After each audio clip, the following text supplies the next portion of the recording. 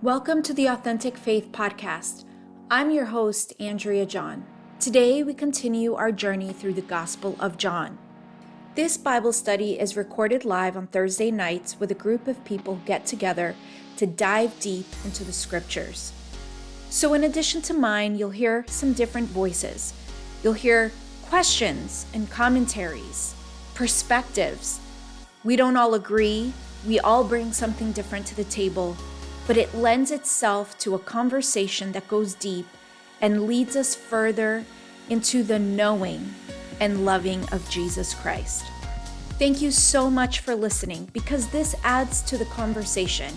And if you have something to add, to share, or if you have a question, you can always email me at hello@andreajohn.com.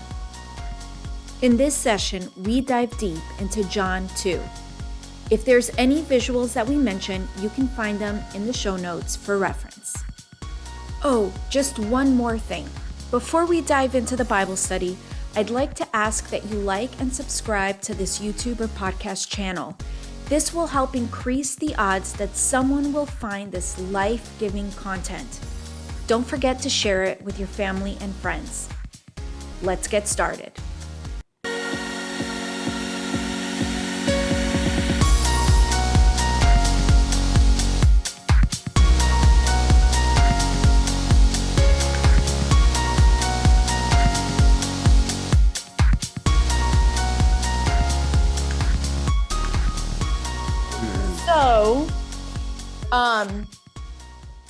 Start with reading verse 1. I can tell you that I have a comment on like the third word, but I'm going to tell you why.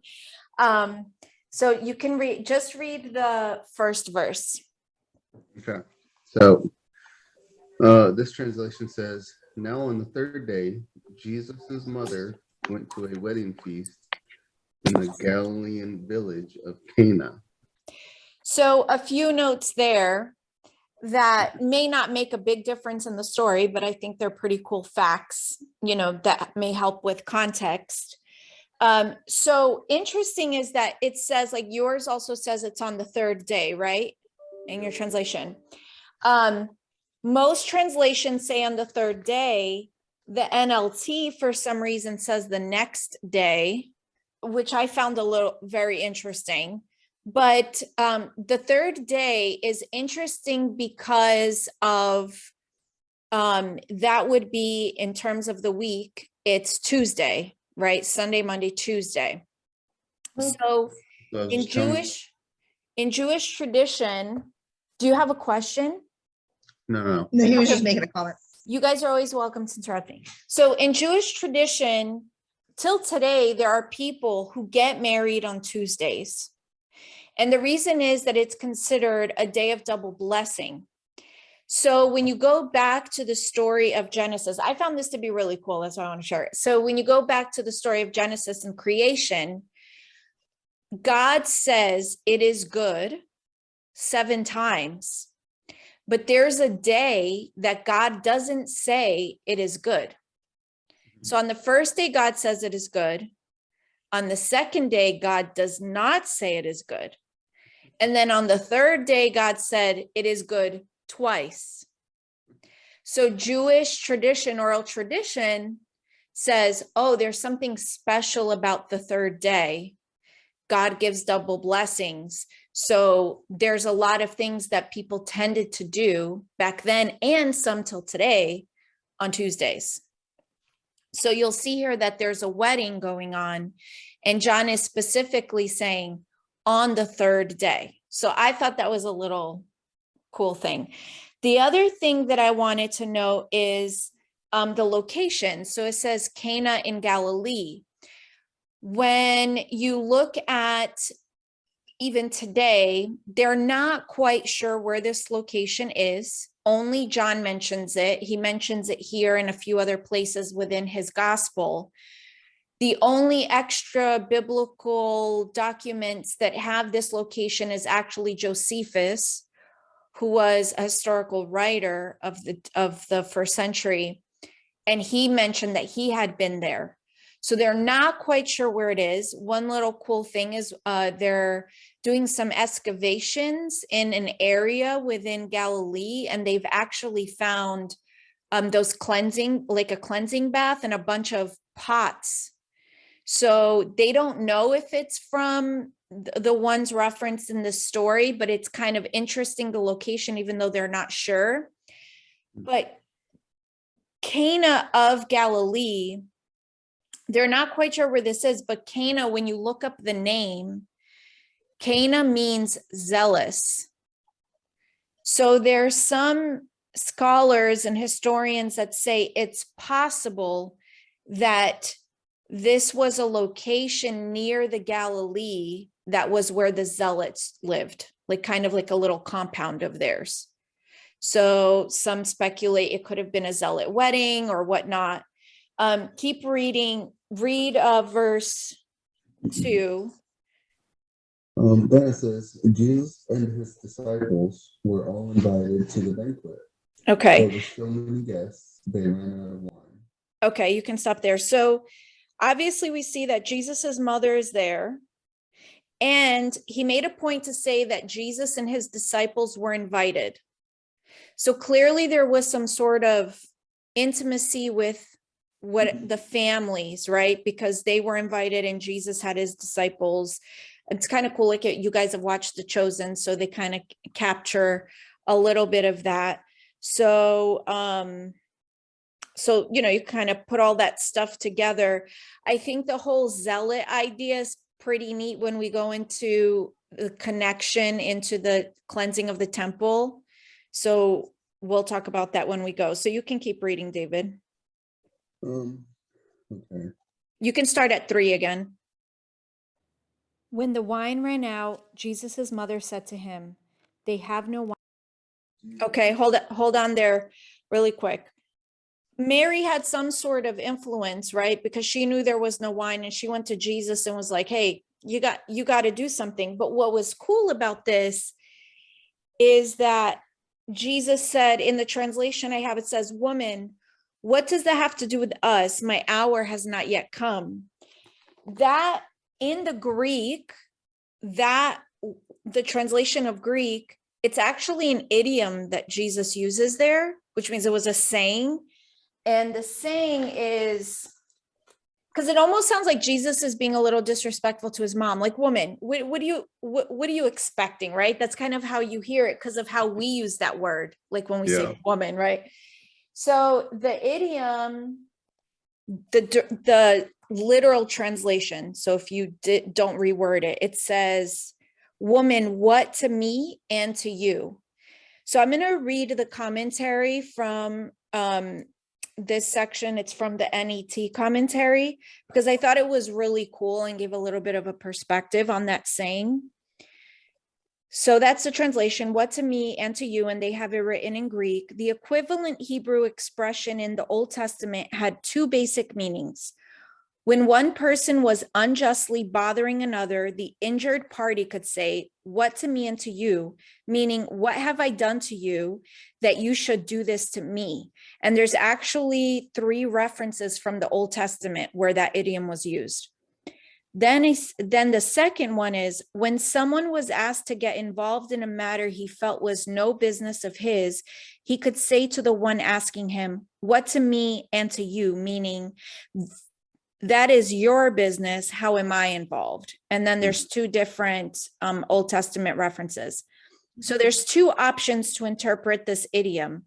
One is it implies hostility, while the option 2 implies merely disengagement. Mere disengagement is almost certainly to be understood here as better fitting the context, although some of the Greek fathers took the remark as a rebuke to Mary, and then in this commentary, they believe that rebuke's unlikely because of who we're talking about, right? And the nature of their relationship.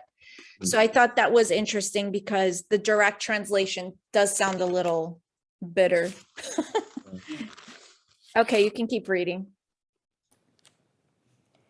Jesus replied, "Woman, why are you saying this to me? My time has not yet come." His mother told the servants, "Whatever he tells you, do it." Now there were 6 stone water jars there for Jewish ceremonial washing. each holding 20 or 30 gallons. Jesus told the servants, "Fill the water jars with water." So they filled them up to the very top. Then he told them, "Now draw some out and take it to the head steward." And they did. When the head steward tasted the water that had turned into wine,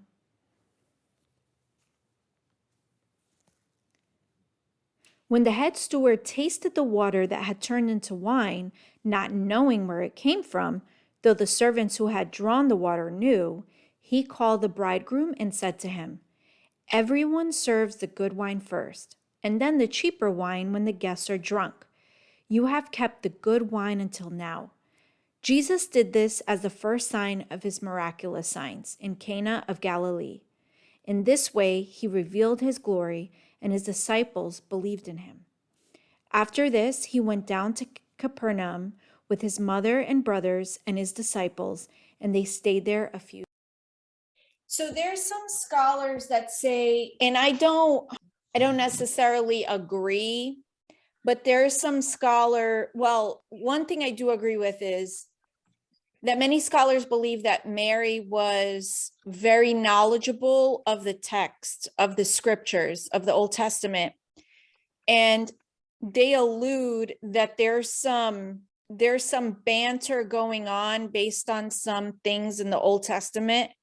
I just don't see it. So I didn't look it up enough to talk about it because I'm just like, I think you're reaching a little bit too much. But I just thought that I would mention that because for some reason Jesus tells her that it's not his time, but it's almost like she ignores it, and she's like, yeah, just do what he says, right? And he does, like he winds up doing something about it.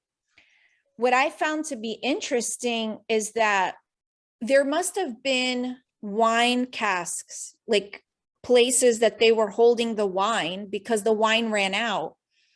So why did Jesus use water pots to do this miracle? Like he could have easily said, "Hey, go fill the wine casks with water," and done it. But for some reason, he chose to use the water pots that John made a point to let us know that they were pots and they were there for the custom of purification. So I'm assuming that he's talking about how they washed their hands and their feet because some of them probably had traveled in. They probably washed themselves before. There are customs of purification for the bride. And the groom could do it too, but it was more for the bride before the wedding. But those usually are the baths that we talked about the other week. So it's just interesting that he chose to use the water pots instead of the wine casks. But when you think about, one of the things that I was reading is when you think about the symbolism, because John's whole message, and we're going to get to this at the end where he states his objective and purpose for writing this gospel, but his purpose is so that we would have witness and testimony that Jesus is the Messiah. So here he makes a point at the end of that passage to say in verse 11, he says this was the beginning of his signs, right? So this is one of his first signs and miracles. So it's almost like there's some symbolism going on here. Yeah. So I was wondering, like, the water was there for the purification of the outside. And we know that wine in the end winds up representing his blood. And it's his blood that forgives us and washes us and cleanses us and heals us. So it's almost like, was Jesus alluding to the water washes your outside, but what I'm bringing and what I bring to you is, like they said, it's better than the first. It's better than the law, because the law is what told them they needed to wash themselves to purify. It's better than the law. So the second wine's better than the first wine that was served, but also it's one that's going to clean inside, not just outside. So I thought that was an interesting perspective. Did you guys get any, like, what are your insights to this whole story? I've always wondered about this too, just because it is Jesus's first miracle. And I've always found that very interesting that he chose this to do it. But like I find it interesting that they tell us there's 6 pots. Six, the number 6 represents like man. Mm-hmm. And then, speculating whether it was 20 or 30 gallons. If it was 20, well, that represents like redemption. And then the whole fact of wine being connected to blood kind of makes me think of like maybe this was also a prophetic act of like Jesus showing that his wine, his blood was ultimately going to be the best, and therefore making it better than the blood of the sacrifices that people would do to have their sins forgiven. Yeah, that was that same perspective. Do you have anything to add, Dad? I have a suggestion only. Okay. What was the miracle all about? What was the miracle Providing something that was needed, more I guess. specifically? That something that ran out. Yeah, what is it? The text says what it is. Wine. What was the miracle? Okay, was wine, correct? Yeah. So they ran out of old wine, right? And Jesus is going to make what? New wine. Isn't that a parable about you don't put new wine in old wine skin? Uh-huh. And it says I can't do that. That's going to ruin the the wine skin. Yeah. So I have this here, and it's made out of stone now. So, and that's just my opinion. No, that's a good one. I think it's a really deep event. Like I think there's a lot to it in many different ways. Yeah. I found it interesting too. I don't know why, I don't have any background, but that it says in verse 11, when he says, this is the beginning of his signs, and he said, manifested his glory, and his disciples believed in him. So it was almost, it was such a private event. It wasn't public in any way. It was almost, did Jesus wind up doing this for his disciples so that they would see and believe as well? Because it's just interesting that John pointed out that the disciples believed, almost like they didn't believe before, but now they believe. And now where are you reading from the NET? Who, me? Yeah. Just now? No, Yeah. Right now I have both open, but that one I read from NASB. Okay, the NSB says this is the beginning of the signs. It says this beginning of his signs Jesus did in Cana. It is beginning. I'm reading from the ESV, and it says this is the first of his signs. Beginning and first is not the same thing. True. Let me see what this one's. In the beginning of my life, I could be already like 2 years old, 2 months old. So what is it really? That's true. In NET, it says Jesus did this as the first of his miraculous signs. Okay. In this way, he revealed his glory, and his disciples believed in him. Yeah, because of this first sign he did. Yeah. First.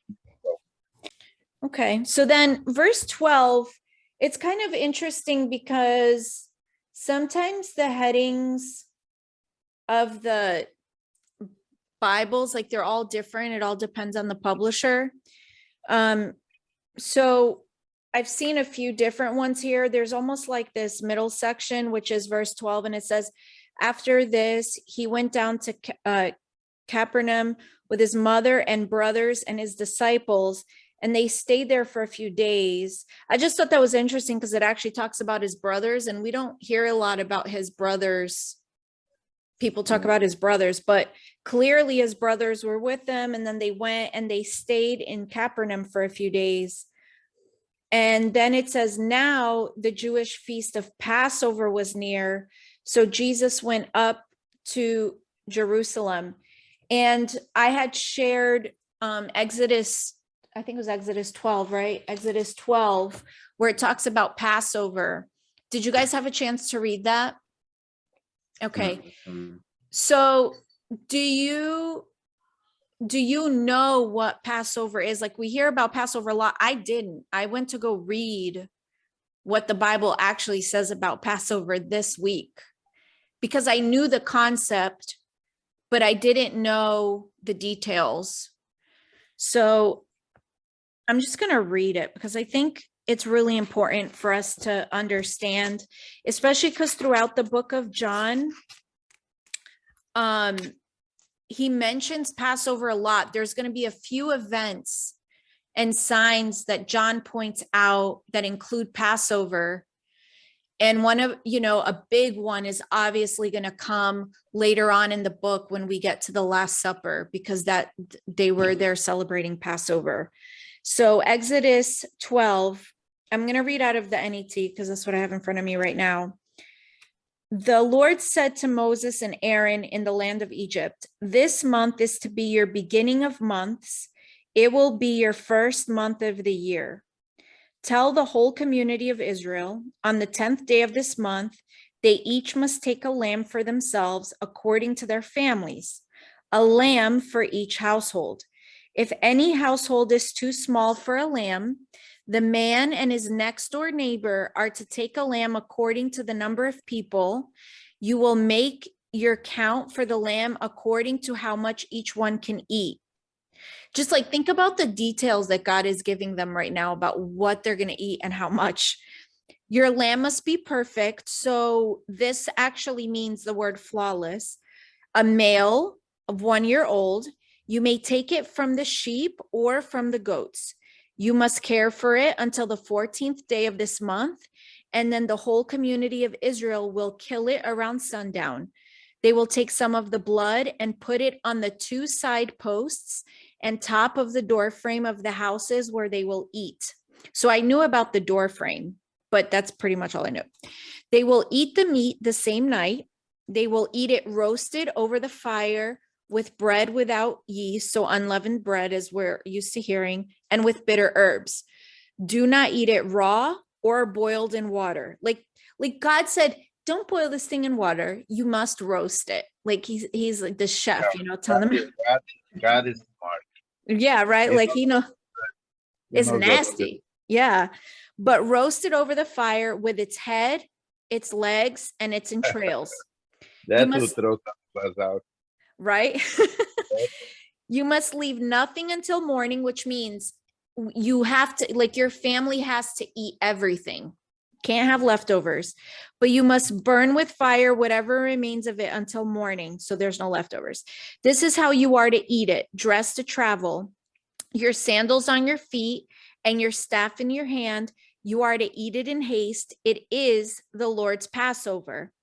I will pass through the land of Egypt in the same night, and I will attack all the firstborn in the land of Egypt, both of humans and of animals, and on all the gods of Egypt I will execute judgment. I am the Lord. The blood will be a sign for you on the houses where you are, and so that when I see the blood, I will pass over you. Hence, Passover. And this plague will not fall on you to destroy you when I attack the land of Egypt. This day will become a memorial for you, and you will celebrate it as a festival to the Lord. You will celebrate it perpetually as a lasting ordinance. In one of my translations, it says like till the end of time or something like that. For 7 days, you must eat bread made without yeast. Surely on the first day, you must put away yeast from your houses, because anyone who eats bread made with yeast from the first day to the 7th will be cut off from Israel. And some translation says you'll be cut off from the community. On the first day, there will be a holy convocation, and on the 7th day, there will be a holy convocation for you. You must do no work of any kind on them, only what every person will eat. So basically, they were only allowed to work to prepare the meal. So you will keep the feast of unleavened bread, because on this very day I brought your regiments out from the land this very out from the land of Egypt. And so you must keep this day perpetually as a lasting ordinance. In the first month, from the 14th day of the month, in the evening, you will eat bread made without yeast until the 21st day of the month in the evening. For 7 days, yeast must not be found in your houses, for whoever eats what is made with yeast, that person will be cut off from the community of Israel, whether a resident foreigner or born in the land. You will not eat anything made with yeast. In all the places where you live, you must eat bread made without yeast. So it goes on, and you can read it if you want. But one of the things that fascinated me when I read that is, and I'm going to explain why it matters when we move into the cleansing of the temple, but the foreshadowing of the Last Supper. When I read that and I thought, okay, the Passover involves the blood and it involves unleavened bread, right? So, and there was wine. We all, for those of you who know Jewish tradition, there's wine at the Passover meal. So we know that Jesus will eventually be at the Last Supper, and then he uses the elements in front of him, the wine and the bread, to say, this is me. I am now the one who will protect you. So when judgment comes, I know to pass over your house because you belong to me. That's my blood. And he is the unleavened bread. He is the one that we should eat from. So I've heard people say, like, oh, imagine how scandalous it was when Jesus said, you must drink of my blood and eat of my body.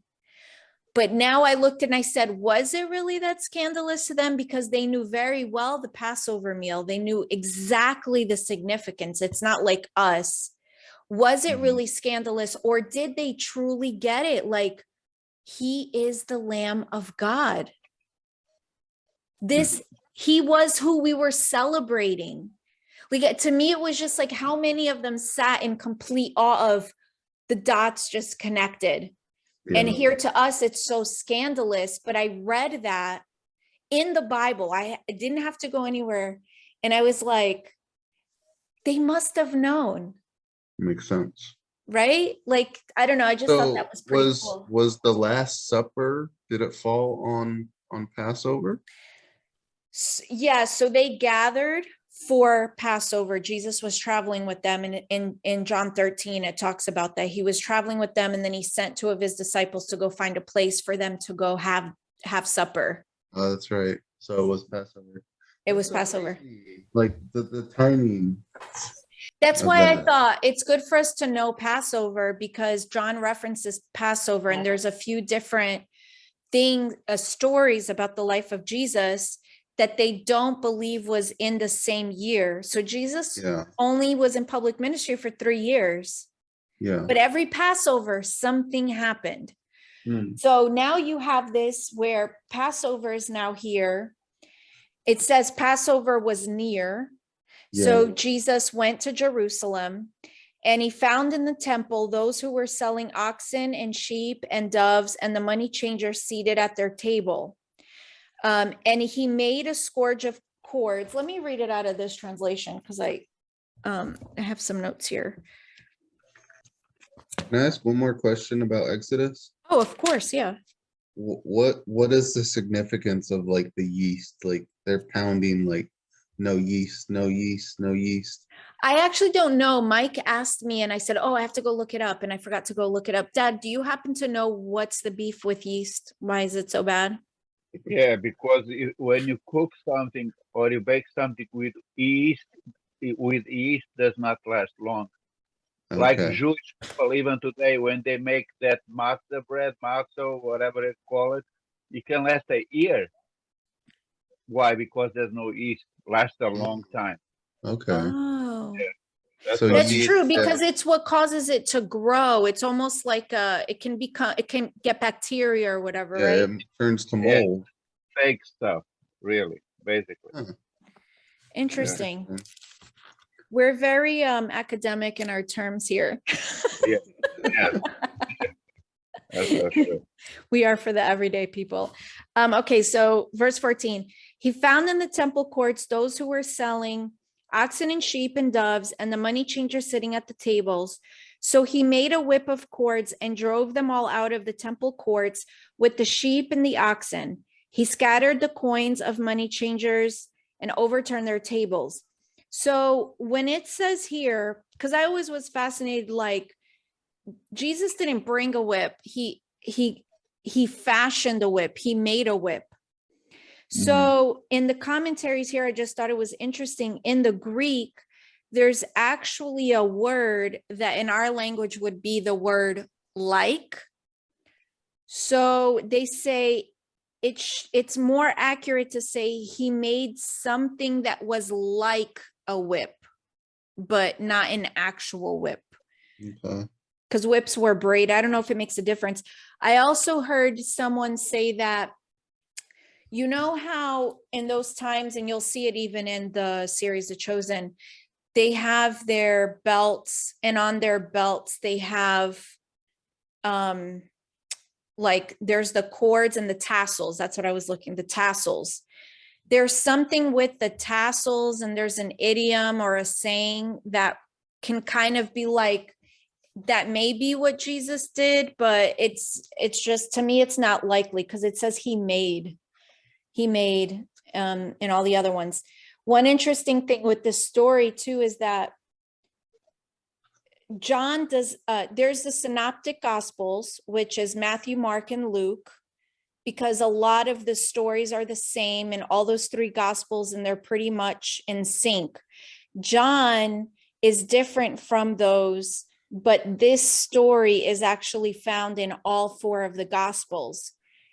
They're all worded a little bit differently, but John's account is pretty different from all the other ones, including the words that Jesus says. So there are scholars that believe that it's possible that there's no proof of this, but it's possible that this account of Jesus going into the temple is not the same account as the ones that the other gospels talk about. One of the reasons they conclude this is not only because of the way it's told, but also because of the timing. So in all the other gospels, when Jesus goes into the temple to cleanse it, it's at the end of his life, like near his death, where John is talking about it in the very beginning. What's difficult about that is that John's not necessarily following a timeline throughout his book. He's more focused on telling the stories. So his may not necessarily be in chronological order in terms of the stories that he tells. But it's an interesting note, because there's this, and I have to see if it's in the scriptures, so I apologize for even mentioning this without doing my research. I don't know if it's Jewish tradition or if it's in the law, but there was, when a home was filled with mold, and Mike can explain this better, when a home was filled with mold, someone would go into the home and they would cleanse the home, and then you had to leave for a little bit and you came back. If the mold came back, then the home needed to be destroyed because the mold won't go away. So some scholars, not all scholars, some scholars believe that it's possible that in the beginning of Jesus's ministry, when he wasn't well known yet, that he went into the temple, and without as much aggression as the other gospels, he did this where he cleansed it. And he said, this is not what this house is for. I have zeal of my Father's house, and we're going to finish reading it. But the other thing that's interesting, it says temple courts, and I shared in the email and also in the group a picture of what the temple looked like, but it has indications of the different areas of the temple. And one of the things that I had no idea about was that there actually was an area for Gentiles in the temple. So Mhm. where this was happening, where people were exchanging money, was in that Gentile place. That's why the Jews felt like it was okay for it to happen. It was a Gentile place. They were selling, and it was the only place within the temple where Roman money could be exchanged, because to the Jews, for example, you couldn't give your Roman money in the temple because it had Caesar's head on it. Therefore, it's idolatry. But for some reason, they were totally okay with Roman money being exchanged within the temple and them making Roman money within the temple through the Gentiles. Interesting. So it's eventually we're going to go verse by verse. It's going to take us a while, but then I want to come back and I want to look at the book of John as a whole and split it up into big chunks. But one of the big themes of Jesus is he came for all. He came for everyone. And at first he had his people. He had his children, the Israelites. They were his people, and he was working through them to fulfill his purposes on the earth. And Jesus had to come because God wanted all people to be his. So Jesus is that way. He is the way to get to the Father. That's what it's all about. So now it doesn't matter if you're born an Israelite or not, you too can be a child of God. And in the next chapter, which is why I wanted to wait on that one, when Jesus talks to Nicodemus about being born again, that's going to come into play a lot. But Jesus is coming in and saying, hey, you're using the Gentiles to make money. And you're totally okay with this. You're turning the temple, this place of God, into a place where you're taking advantage of people, and you're turning it into a marketplace, something that it shouldn't be. So I thought that was interesting. Which area was for the Gentiles? So Oh, there it is. do you see it? Yeah, I see it now. So I think it was I think it was like two sides. I tried to get a good picture. Some of them was confusing. I see the connection of the yeast in the home and in the temple. It wasn't necessarily that they were selling things. Was it like their heart then? Or was it the fact that they were selling things? No, I think Jesus was being literal here when he went in.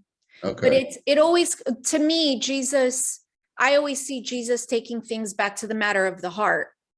That's just an outer expression of what was happening. Yeah. That's the way I see it. Dad, do you have anything you want to add? No. Okay. So I'll just keep reading. So he made a whip of cords, drove them out of the temple with the sheep and the oxen. He scattered the coins of the money changers and overturned their tables. To those who sold the doves, he said, take these things away from here. Do not make my Father's house a marketplace.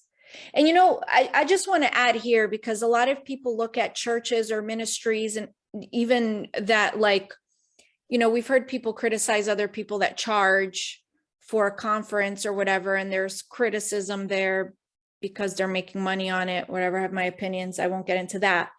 But I also want to make a point that sometimes, like recently, I've had my own experience where you have Christian people who open a business and they take advantage of Christian people in the name of God. They're not related, their business isn't related to the church, but they use the name of God to make money and steal money and take money from people. And to me, that's the same thing. So you may not be doing it inside the church walls, but the question is, are you doing it, period? Are you taking advantage of people? Are you being a hypocrite? And to me, that's what Jesus was saying. There was so much going on here. I've not, if I'm being honest, I've not read all the laws in Exodus and Leviticus and Deuteronomy. To me, that stuff was over my head. I'm actually more fascinated with it now. So I'm going to go read and learn a little bit more, but only because I feel like when we understand that stuff, it adds some depth to what actually was happening. So then verse 17 says, his disciples remembered that it was written, zeal for your house will devour me. So then the Jewish leaders responded, what sign can you show us since you're doing these things? And Jesus replied, destroy this temple, and in 3 days I will raise it up again. Then the Jewish leaders said to him, this temple has been under construction for 46 years. And are you going to raise it up in 3 days? But Jesus was speaking about the temple of his body. So after he was raised from the dead, his disciples remembered that he had said this, and they believed that the scripture and the saying that Jesus had spoken. On verse 17 Uh-huh. and verse 19 on the Aramaic translation, Uh-huh. we read the following. On 17, at the end of the verse, says, zeal for your house will consume me, right? Uh-huh. On the Aramaic translation, it says, zeal for your house made me courageous. Huh. Right? And on verse 19, where it says, destroy this temple, and in 3 days I will raise it up. Yeah. An Aramaic translation says, destroy the Jewish religion, and I will rebuild it. Destroy my body, and I will rise up in 3 days. That's what the Aramaic translation says. Oh, wow. Let me see what it says. He answers to them. Destroy. Yeah, so basically, which is what I believe, John points to the fact that as the place where men go in order to meet God, the temple has been supplanted and replaced by Jesus himself, in whose resurrected person people may now encounter God. Mhm. I thought it was interesting too that John points out again about how the disciples remembered this and believed the scriptures. So I thought that was interesting that he's pointing out again that the disciples believed because of this. I hadn't noticed that before. And then it just finishes off saying, now, while Jesus was in Jerusalem at the feast of Passover, many people believed in his name because they saw the miraculous signs he was doing. But Jesus would not entrust himself to them because he knew all people. He did not need anyone to testify about man, for he knew what was in man. Mhm. And look where they are. They are in the temple, right? Right. In the temple. They're not in the sanctuary. They are in the temple. Everything is going. All kind of businesses are going gone outside the temple. And inside the perimeter, then they have the sanctuary, right? Right. Remember, a lot of these people selling the pigeons, the oxen, and the sheep were very dishonest. There Right. were all the illegal transactions going on. Everybody's selling a sick goat as a new one, and all these kinds of, or they shouldn't even be allowed to sell them because that was illegal. Right. So they had to be without blemish, like Jesus is without blemish. He had to give his life. So these people are presenting, in a way, a false Jesus. A Jesus with 11. You see the connection with Exodus now? Yeah. 11 and 11. So they're all outside doing all this stealing, going on. Everything is going on, and they have to go in the other part of the temple where they have to go through another door. And look, they cannot go in under those conditions. The altar. What's the first thing they see? Is the altar, right? Mhm. Right? Isn't it? When they go into the sanctuary. Before they get into they Yeah. go into the sanctuary, they get it first altar, sacrifices. Mhm. Then they have the labor. Hopefully, not everything gets burned up at the altar. Right.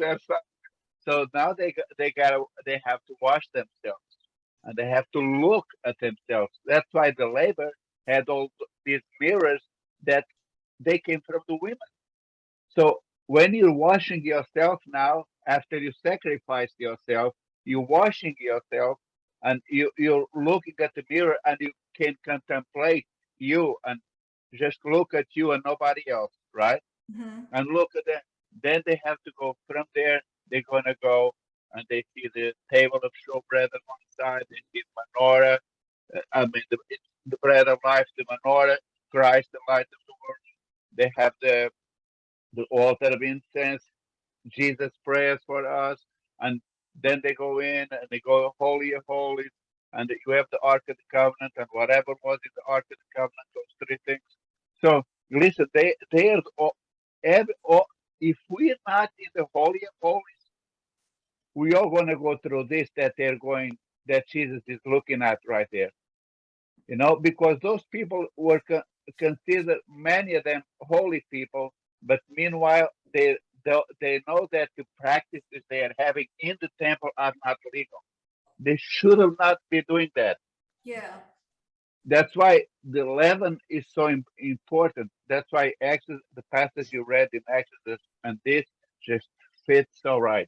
This is all leaven here outside the temple, not in the Holy of Holies.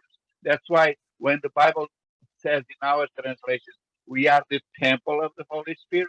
Indeed, that word temple is the wrong word, because there's a lot of bad stuff going on. In a way, there's a lot of bad stuff going on in us, but the proper translation should be, we are the sanctuary of the Holy Spirit. Yeah, Like the not the meeting temple. place. That's true, because when the meeting place was on that throne, it wasn't around it. It was in the Holy of Holies where God is. And that's why they had to go through the sacrifice and be purified before they got there, so that they could encounter God and not die. Mm-hmm. Yeah, that's And interesting. So, outside at the end, we were talking about animals. But once you get closer to God, it's no more sacrifices of animals like in the Old Testament. Now it's you. You present yourself, as yourself. Romans says, you present yourself as a living sacrifice.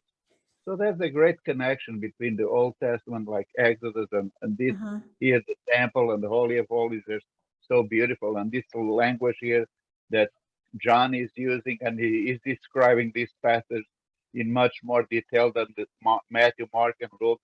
And like he's telling us this is going on in Jerusalem. He's telling us it's Passover. The other guys don't say anything about that. And more details. So this is much more in detail presentation of this same event. And that's one thing to know is, when because I've been reading a lot of different sources and things, and growing up, when I would read the book of John, the beautiful thing, and David actually shared a post that I thought was great, because basically it's like the Bible is, it can be read in the most, I'm going to use the word superficial, but you can read it at surface level and understand it. There's the stories, and that's how I grew up. You read the stories, but it's also for those who want to go deeper, and you can be the most scholarly, advanced, intelligent person, and you can find never ending information within the scriptures. And the book of John is one of those where people overlook so many things, because they're saying, oh, John is just sharing stories, but he shares some details that when you look, it's like, why Matthew was the one that we see was he cared about details, and he's the one who had the genealogy and all this stuff. But for some reason, there's little details that John shares that now I'm realizing are so important. And with the Passover, that was one of them. Even the days of the wedding, I thought that was interesting, because not a lot of people, I didn't know that about Tuesdays being a double blessing day in Jewish culture and stuff. But one of the reasons we're going to go back, and again, I don't know if John did this on purpose, and I'm studying, I think in where I'm studying, I'm in chapter 6 right now, but there's a lot of allusion that John uses in the Old Testament, and he almost builds. So he's like going through Torah within his stories, and it all ties together because he's painting a picture. In that Bible Project video that I shared, they walk you through a little bit of that. So I'm trying to learn for myself because I want to see it. If I don't see it, I'm be like, I don't know. But I am starting to see it. And I'm so curious to know, did he do that on purpose? Because if he did, he was a really smart dude, that he was able to make those connections. But then again, at that time, it could be that everyone would have known what he was doing because they all, so many of them would have known the scriptures way more than we do, in my opinion. Yeah. Because they studied. I mean, back then they used to memorize Torah. Yeah, they had no books. Think about writing on skins and stuff. Yeah. Yeah, and they also in ways had a lot more time. It's not that they had more time, it's just that we waste our time so much more than they did because they didn't have the technology we have.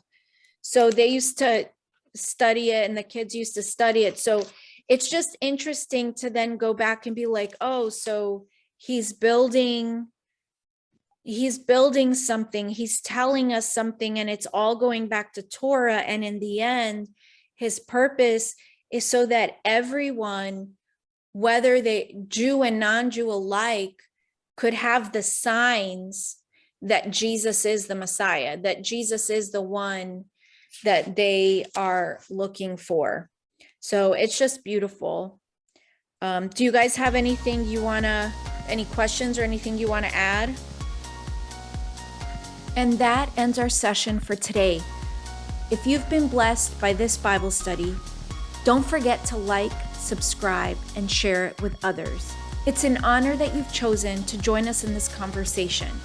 We'd love to know what you think, how this has blessed you, or even if you have any questions, by sending an email to hello@andreajohn.com. To prepare for next week, you can read ahead into John 3.